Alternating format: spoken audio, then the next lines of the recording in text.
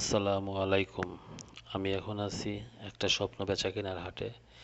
এই হাটে মানুষ আসে শুধু তার স্বপ্ন বিক্রি করতে। হাজারো বাঙালি, কিছু পাকিস্তানি, এরা আসে শুধু তাদের স্বপ্ন বিক্রি করতে। কোনো ক্রেতা যদি আসে দুইজনের স্বপ্ন কিনতে, সেখানে হাজারো মানুষ উপড়ে পড়ে শুধু তাদের স্বপ্ন বিক্রি করার জন্য, তাদের স্বপ্ন বিক্রি করে পরিবারের জন্য কিছু সুখ কেনার জন্য। এখানে সারাদিন দাঁড়িয়ে থাকে মানুষ, সেই ফজরের আজানের পর থেকে সন্ধ্যা পর্যন্ত দাঁড়িয়ে থাকে শুধু একটা কাজের আশায়।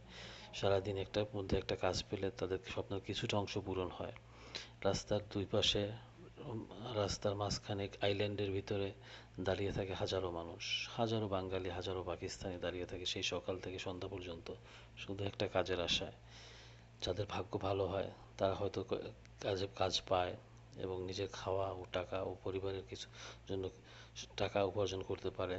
আর যাদের ভাগ্য খারাপ তারা এখানে ঘন্টার পর ঘন্টা দাঁড়িয়ে থাকলেও কোনো কাজ হয় না, শুধু দাঁড়িয়ে থাকতে হয়। আর যারা নতুন তাদের তো কোনো কথাই নেই, তারা কখনো কাজ পায়ই না। এই শহরে যাদের নিজের কাছের নিকট আত্মীয়, ভাই, চাচা, মামা, আত্মীয় স্বজন থাকে, যদি দয়া করে তারা একটা কাজের ব্যবস্থা করে দেয়, তাহলে তারা এখানে দাঁড়িয়ে থাকতে হয় না। আর যাদের কেউ নাই তাদের জন্য এই রাস্তার পাশে দাঁড়িয়ে থাকাই হচ্ছে কাজ। এখানে দাঁড়িয়ে থাকলে যদি কপালে, ভাগ্যে কোনো কাজ মিলে যায়, তাহলে কিছু টাকা উপার্জন করতে পারবে, বাড়িতে টাকা পাঠাতে পারবো, নিজে চলতে পারবে।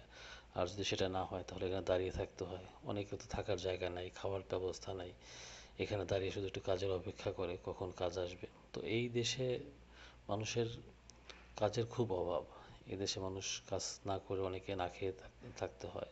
হাজারো মানুষ রাস্তা এপাশে ওপাশে দাঁড়িয়ে থাকে শুধু একটা কাজের আশায়। এখানে মানুষের স্বপ্ন বেচা কিনা হয়। যার স্বপ্ন বেচা হয় সে ভালো, মোটামুটি চলতে পারে। আর যার স্বপ্ন বেচা না হয় সে অনাহারে, অযত্নে, পরিবারের অবহেলায় দিন কাটায়। তো আমাদের সবার উচিত এদের জন্য দোয়া করা, এরা যাতে পরিবারের জন্য সুখ কিনতে পারে।